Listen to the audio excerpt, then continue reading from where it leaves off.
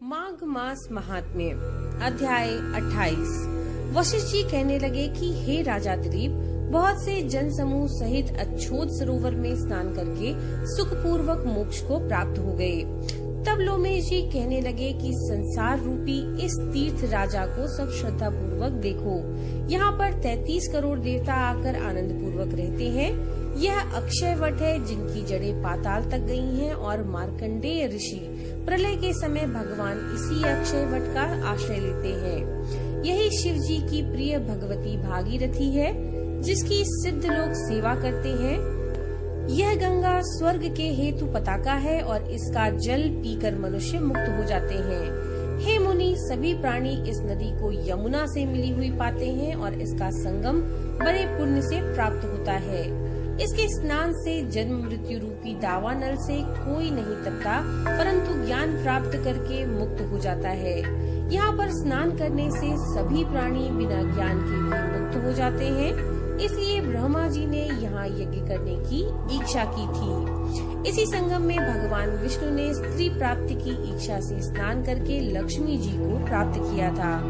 यहाँ पर त्रिशूलधारी शिव जी ने त्रिपर दैत्य को मारा था और प्राचीन काल में उर्वशी स्वर्ग से गिरी थी तथा स्वर्ग पाने की इच्छा से यहाँ पर ही उसके स्नान करने से नहुष कुल के राजा ययाति ने वंशधर पुत्र प्राप्त किया।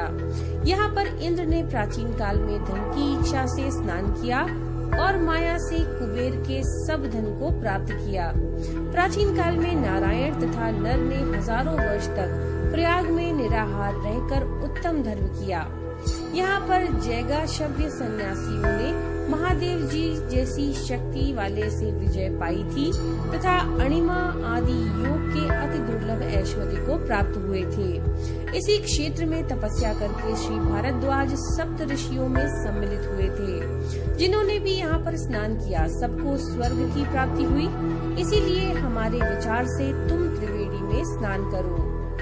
इस स्नान से पहले किए हुए तुम्हारे सब पाप नष्ट हो जाएंगे और संपूर्ण वैभवों को तुम प्राप्त हो जाओगे। ऋषि के इस प्रकार के सत्य वचन सुनकर सभी त्रिवेणी में स्नान करने लग गए और उसी स्नान करने से सबकी पिशाचिता नष्ट हो गई।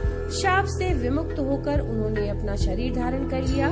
वेद निधि ने अपनी संतान को देखकर प्रसन्न चित्त होकर लोमेश जी को संतुष्ट किया और कहा कि आपके अनुग्रह से ही श्राप से विमुक्त हुए। अब आप इन बालकों के योग्य धर्म को कहिए। लोमेश जी ने कहा, इस युवा कुमार ने वेदों का अध्ययन समाप्त कर लिया है, इसलिए इन कन्याओं के प्रीति पूर्वक कर कमलों को ग्रहण करें।